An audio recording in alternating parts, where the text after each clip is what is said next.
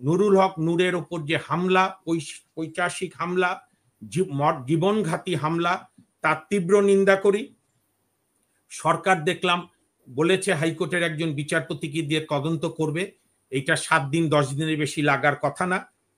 সেই তদন্ত কমিটির মাধ্যমে জাতির সামনে তদন্ত রিপোর্ট বের হোক। কারা আমাদের প্রিয় নেতা, আমাদের অনুজ নুরুল হক নূর, যিনি 19 সালে ডাকসু ভিপি হওয়ার পর থেকেই বারবার বিভিন্ন আন্দোলনে নেতৃত্ব দিয়েছে, ওকে দোষ দিয়ে লাভ নাই। আইএসপিআর পরিষ্কার স্টেটমেন্ট দিয়েছে আনইকুইভোকালি যে আমরা সরকারের নির্দেশে এটা করেছি, কারণ মব ভায়োলেন্সের বিরুদ্ধে সরকার জিরো টলারেন্স করেছে। কাজে সরকার জবাব দিক, সরকারকে ইউনূস সাহেব জবাব দিক। নির্বাচন কমিশনার এই কথা বলে, কি আশা করবে এই জাতি? আর এই প্রধান নির্বাচন কমিশনার সহ নির্বাচন কমিশন গত ডিসেম্বরে কেন গঠন করলো সরকার? শোনেন, এই সরকারের সবচেয়ে সমস্যা হয়েছে, একবার বিএনপিকে খুশি করে, একবার জামাতকে, একবার এনসিপিকে, সবচেয়ে অখুশি করছে বাংলাদেশের জনগণ। আসলে বাংলাদেশ সবচেয়ে নিরাপত্তাহীন অবস্থায় বিরাজ করছে। দেশে কার কি শাসন আছে জানি না, তবে আইনের কোনো শাসনের লেশমাত্র নেই। এবং আপনার কথাটি এবং পূর্ববর্তী বক্তা শ্রদ্ধেয় মেজর আফসারি ভাইয়ের কথাটি প্রমাণ যে সরকার চূড়ান্তভাবে ব্যর্থ হয়েছে যে কোনো নাগরিকের নিরাপত্তা দিতে। আপনাকে আমি একটা প্রশ্ন করি। ধরেন আমরা 3 জন, আপনি সহ 4 জন, আমরা কোনো রেস্টুরেন্টে খেতে গেলাম, দেখলাম একজন লোক আরেকজন লোককে হত্যা করেছে। আমরা তখন তাকে ধরে মেরে ফেলবো নাকি তাকে ধরে পুলিশের কাছে দেব? এটা খুব ফান্ডামেন্টাল কোশ্চেন। নাকি মব করে তাকে ওখানেই মেরে ফেলবো? তাই যদি হয়, এটাই যদি জুলাই বিপ্লবের উদ্দেশ্য হয়, তাহলে হ্যাটস আপ টু দেম। নিশ্চয়ই এটা জুলাই আন্দোলন গণঅভ্যুত্থানের উদ্দেশ্য ছিল। জুলাই গণঅভ্যুত্থান বা দীর্ঘদিন ধরে যে আন্দোলন ছিল, সেটা হচ্ছে শেখ হাসিনা অন্যায়ভাবে 2014 সাল থেকে, অনেকে আবেগে 15 বছর 17 বছর বলে, বাঙালি রংচং দিয়ে কথা বলতে খুব পছন্দ করে। ফ্যাক্ট রিমেইনস, 8 সালের 29 ডিসেম্বর বাংলাদেশের চতুর্থ নির্বাচন, যেটি সব দল অংশগ্রহণ করেছিল, বাংলাদেশের স্টাইলে কম বেশি ভালো হয়েছিল এবং বিএনপিও সেটা মেনে বেগম খালেদা জিয়ার নেতৃত্বে 2013 সালের শেষ দিন পর্যন্ত বেগম জিয়া পার্লামেন্টে ছিলেন এবং পার্লামেন্টের শেষ দিনে আমি দর্শক হিসেবে উপস্থিত ছিলাম। ওই শেষ বোধহয় বেগম খালেদা জিয়ার অসাধারণ ভাষণ শুনেছিলাম বিরোধী দলীয় নেত্রী হিসাবে, আবার তার জবাবও দিয়েছিল তার মতো করে, সেও ভালো বলতো শেখ হাসিনা, তখনও ফ্যাসিস্ট হয়ে ওঠার আগে। তো 14 সালে যে একতরফা নির্বাচন, সেই একতরফা নির্বাচন থেকেই শুরু হলো নির্বাচিত স্বৈরাচার, স্বৈরাচার থেকে শেখ হাসিনা ফাসিস্ট, ফাসিস্ট থেকে গণহত্যাকারীতে পরিণত হচ্ছে, তার বিচার হচ্ছে, আমরা বিচারের অপেক্ষায় আছি দ্রুত। এখন নির্বাচনে যারা হাসিনার অধীনে 24 সালে গেছে, এখন হাসিনার অধীনে নির্বাচনে যাওয়াই যদি ফ্যাসিবাদের একমাত্র বৈশিষ্ট্য হয়, তাহলে তো খুব ডেঞ্জারাস প্রপোজিশন হবে। কারণ 2018 সালের রাতের ভোটে তো ডক্টর কামাল এবং বিএনপিরা ঐক্যবদ্ধভাবে গিয়েছিলেন। শুধু তাই না, বিএনপিরা 2018 30শে ডিসেম্বরের নির্বাচনের পরে যে পার্লামেন্ট, সেই পার্লামেন্টে 2022 সালের 10ই ডিসেম্বর, অর্থাৎ বিএনপি যে গোলাপবাগে মিটিং করলো, সেই মিটিং এর দিন পর্যন্ত বিএনপির যে কয়জনই এমপি ছিল তারা পার্লামেন্টে ছিল। এটার আপনি কিভাবে মূল্যায়ন করবেন? সুতরাং আবেগ দিয়ে কথা না বলে আমরা কি প্রত্যাশা করেছিলাম, তার আগে আমি বলে নেই, কোনো যুক্তিতেই, কোনো, আমরা যেটা আইনের ভাষায় বলি আনইকুইভোকালি, উইদাউট এনি অ্যাম্বিগুইটি, আমি গণ অধিকার পরিষদের সভাপতি, ডাকসুর সাবেক ভিপি, আমাদের তারুণ্যের অহংকার নুরুল হক নূরের ওপর যে হামলা, পৈশাচিক হামলা, জীবনঘাতী হামলা, তার তীব্র নিন্দা করি। সরকার দেখলাম বলেছে হাইকোর্টের একজন বিচারপতিকে দিয়ে তদন্ত করবে, এইটা 7 দিন 10 দিনের বেশি লাগার কথা না। সেই তদন্ত কমিটির মাধ্যমে জাতির সামনে তদন্ত রিপোর্ট বের হোক। কারা আমাদের প্রিয় নেতা, আমাদের অনুজ নুরুল হক নূর, যিনি 19 সালে ডাকসু ভিপি হওয়ার পর থেকেই বারবার বিভিন্ন আন্দোলনে নেতৃত্ব দিয়েছে, ইভেন রাজনীতিক জাতীয় মানে ছাত্রদের পাশাপাশি রাজনৈতিক দলের নেতাদের বললে একমাত্র উনি আর বিএনপির আমির খসরু সাহেব, ফখরুল ইসলাম আলমগীর সাহেবরা বোধহয়, যে তারা বিভিন্ন সময় অ্যারেস্ট হয়েছে, কিন্তু আমির খসরু সাহেবও এই আন্দোলনে, জুলাই আন্দোলনে আবার নতুন করে অ্যারেস্ট হয়েছিল। আর নুরুল হক নূরকে যে টর্চার করেছিল ডিবি অফিসে, আমরা সেই আদালতে দৃশ্য দেখেছি, নুরুল হক নূর দাঁড়াতে পারছিল না। মনে আছে আওয়ামী লীগের সময় বারবার নূর কিন্তু মার খেয়েছে, আমি বলছি সেটাই। কিন্তু কালকে আমি দেখেছি, আমি ওই প্রোগ্রামের ব্যবচ্ছেদে গেলাম না, কিন্তু আমি একটা পর্যায়ে লাইভ টেলিকাস্ট হয়েছে বিভিন্ন টিভির, মানে অথেন্টিক টিভি গুলোতে, সেগুলোতে আমি দেখেছি নুরুল হক নূর কিন্তু শেষ মুহূর্ত পর্যন্ত তার উত্তেজিত নেতা কর্মীদের বারবার শান্ত করার চেষ্টা করছিলেন।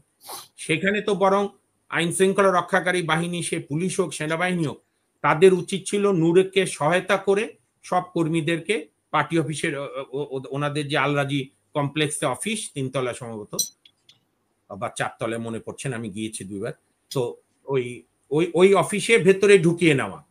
নূরকে ওইভাবে মারার তো কোনো পরিবেশ প্রয়োজনই নাই, কোনো লোককেই মারার পক্ষে না আমি। কারণ আমাদের মুশকিল হয় কি, আমরা আবেগ দিয়ে চলি, আমরা কোনোটা মবকে বৈধতা দেই রাষ্ট্রীয়ভাবে, তাদেরকে প্রেশার গ্রুপ বলি, আবার সেই শফিকুল আলম যখন মাইলস্টোনে গিয়ে মোটামুটি 8 না 9 ঘন্টা আটকে থাকে আর আসিফ নজরুল সহ, তখন আবার ভাবে যে এটা প্রেশার গ্রুপ, মব নাকি জীবনঘাতী। আবার কালকে আসিফ নজরুল, যারা যে ছাত্রদের কাছে খুবই প্রিয় ছিল, সে দেখলাম কালকে ভুয়া সম্ভাষণ পেয়েছে, অবরুদ্ধ ছিলেন কালকে কয়েক ঘন্টা, কোন পিছনের দরজা দিয়ে পালিয়েছে। এর আগে স্বৈরাচার আমলে, এরশাদের আমলে বা হাসিনার আমলে কোন মন্ত্রীকে মন্ত্রী থাকা অবস্থায় পালাতে দেখিনি, মানে শেখ হাসিনার পতন না হওয়া পর্যন্ত কাউকে পালাতে। উপদেষ্টার তো দেখি উপদেষ্টা থাকা অবস্থায় পালাতে হচ্ছে। এবং উনি একটা কি অদ্ভুত, আমার তো এটুকু আস্থা ছিল যে আইনের অধ্যাপক, একটা কমন সেন্স থাকবে, law is nothing but a strong common sense. কিন্তু সে কিভাবে নিন্দা করে ল অ্যাডভাইজার হিসাবে, তার সরকার হামলা করেছে, এখানে তো একে ওকে দোষ দিয়ে লাভ নাই। আইএসপিআর পরিষ্কার স্টেটমেন্ট দিয়েছে আনইকুইভোকালি যে আমরা সরকারের নির্দেশে এটা করেছি, কারণ মব ভায়োলেন্সের বিরুদ্ধে সরকার 0 টলারেন্স করেছে। কাজে সরকার জবাব দিক, সরকারকে ইউনূস সাহেব জবাব দিক।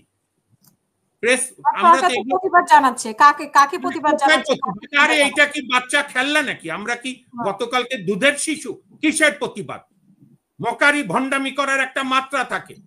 এখানে স্বরাষ্ট্র মন্ত্রণালয় প্রেস নোট দেবে যে কি ঘটেছিল বিজয়নগর কাকরাইলে, এবং কোন অবস্থাতেই নুরুল হক নূরের উপর এই নৃশংস বর্বরচিত হামলার ন্যূনতম কোনো যৌক্তিকতা নেই। সে চেষ্টা করছিল তার কর্মীদেরকে শান্ত করার, অফিসের ভেতরে ঢোকানোর জন্য। আইন শৃঙ্খলা রক্ষাকারী বাহিনী উচিত ছিল নূরকে সাথে নিয়ে সহায়তা করা, যে ভাই যার যার অফিসে থাকেন, এবং এটাই দায়িত্ব। আপনি আর না হলে আপনি আইন করেন যে শেখ হাসিনার আমলে যারাই যা যা সুযোগ ছিল, যে যেখানে ছিল, কেউ এই দেশে থাকতে পারবে না। আপনি যদি এখনো ভোট দেন, বিএনপি ফার্স্ট হবে, আওয়ামী লীগ সেকেন্ড হবে, আপনি লিখে রাখেন। তাহলে আপনি এই 35%, আমি এটা ওপেন কোর্টে আওয়ামী লীগ আমলে বলেছিলাম। আমার তো মুশকিল যে আমরা সত্য কথা বলি, কোনো ক্ষমতাসীনরাই পছন্দ করে না, আমাদের তাতে যায় আসে না। আমি একবার ওপেন কোর্টে বলেছিলাম, তাহলে এই যে বিএনপি জামাতপন্থী যে 40% জনগণ, নেতা না হয় 5-6টা পালায় আছে দেশের বাইরে, তো বাকিদেরকে কি বঙ্গোপসাগরে ভাসিয়ে দেন? তাহলে এখানেও তো একই কথা। আওয়ামী লীগের দিল্লি, সারা ইউরোপ মিলে, আমেরিকা মিলে কত 1 লাখ পালাইছে, বাকিরা আপনি সুনির্দিষ্ট মামলা দিয়ে গ্রেপ্তার করেন। আর আরেকটার আমি তীব্র নিন্দা করি, আমরা মুক্তিযুদ্ধের, আমি বলছি, আমি শর্টে বলছি, আমরা মুক্তিযুদ্ধ পরবর্তী প্রজন্ম, আমার বাবা মুক্তিযোদ্ধা, আমরা নিজেরা জাহানান ইমামের নেতৃত্বে আন্দোলন করেছি। কই বিভিন্ন আন্দোলনে বিএনপি করেছে, অন্যান্যরা করেছে, ইভেন জামাত করেছে। কেউ তো কোনো নেতার বাড়িতে গিয়ে হামলা করিনি, কেউ তো কারো বাড়ির সামনে গিয়ে অশ্রাব্য ভাষায়। আজকে বাংলাদেশ ক্ষত বিক্ষত, আমাদের সভ্যতা, ভব্যতা, আমাদের শব্দ চয়ন, আমাদের একটি প্রতিষ্ঠানকে, রাষ্ট্রের যে কোনো প্রতিষ্ঠানকে খাটো করা, হুমকি দেওয়া, এটা একটা চরম নৈরাজ্যের মধ্যে। এবং এই কারণেই ডক্টর মোহাম্মদ ইউনূসের চূড়ান্ত ব্যর্থতা, সরকারকে কোনো নিয়মের মধ্যে আনতে পারেনি। আর এই কারণে আমি বিএনপি না করলেও আমার গভীর শ্রদ্ধার সঙ্গে স্মরণ করতে হয় সাবেক রাষ্ট্রপতি প্রয়াত জিয়াউর রহমানকে, যিনি 7ই নভেম্বরের পরপরই তারপরে রাষ্ট্রপতি হয়ে দেশকে একটা শৃঙ্খলার ভালোবাসার বাংলাদেশে পরিণত করেছিল। ডান বাম, স্বাধীনতা বিরোধী, স্বাধীনতা পক্ষে, আওয়ামী লীগও লাইসেন্স পেয়েছিল, সব দলকে তিনি বলেছিলেন গণতন্ত্র চর্চা করো। কাজে আমাদের বাংলাদেশের সভ্যতা হচ্ছে এইটা, যারা ফ্যাসিবাদ করেছে, ফ্যাসিস্টদের সঙ্গে যুক্ত, তাদের আমরা আইনগতভাবে বিচার করছি, আরো বিচার করেন, কিন্তু কোথাও মব, কোথাও গ্রেপ্তার। এবং আরেকটি বিষয় আমি পরিষ্কার আজকে বলতে চাই, আওয়ামী লীগকে নিষিদ্ধ করতে গিয়ে, না শেষ করার আগে ইম্পর্টেন্ট শোনেন, আওয়ামী লীগ নিষিদ্ধ করতে গিয়ে আমরা যেন মুক্তিযুদ্ধকে কোনো খাটো না করি। এবং আমি আপনার অনুষ্ঠানও চ্যালেঞ্জ দিয়েছি, আমি আফসারি ভাই, পাটোয়ারি ভাইয়েরও দৃষ্টি আকর্ষণ করছি, অত্যন্ত সজ্জন এবং জ্ঞানী মানুষ।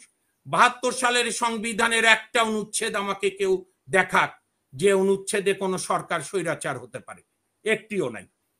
72-এর প্রথম সংবিধানে জরুরি আইন জারির বিধান ছিল না, সেটা শেখ মুজিবুর রহমান 73-এ অ্যামেন্ডমেন্ট করে, তারপর তো স্পেশাল পাওয়ার্স অ্যাক্ট, তারপর তো বাকশাল করে গণতন্ত্রকে কবর দিল।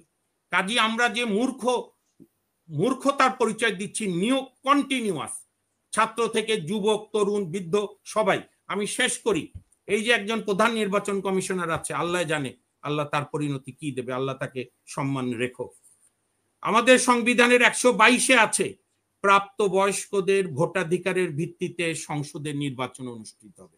এখানে কোথায় আছে পিআর হবে না, কোথায় আছে বর্তমান পদ্ধতি হবে? কথা নেই, বার্তা নেই, সংবিধানে নাই। একজন প্রধান নির্বাচন কমিশনার এই কথা বলে, কি আশা করবে এই জাতি? আর এই প্রধান নির্বাচন কমিশনার সহ নির্বাচন কমিশন গত ডিসেম্বরে কেন গঠন করলো সরকার?